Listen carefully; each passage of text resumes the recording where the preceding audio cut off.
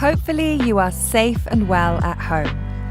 To help slow the spread of COVID-19, the CDC has suggested we wear cloth coverings over our faces when we must go out in public settings.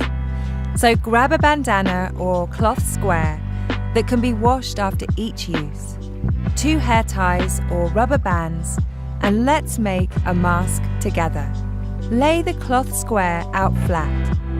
Fold it in half, then half it again. Take one of the hair ties or rubber bands and wrap around the cloth, pulling it through the center of the hair tie or rubber band. The hair ties or bands should be about 6 inches apart. Now, fold the outer edges of the cloth in, layering on top of each other. Pick up the bands on either side and wrap the bands around your ears. Remember, by social distancing, you're taking care of yourself and others. Let's all keep doing that.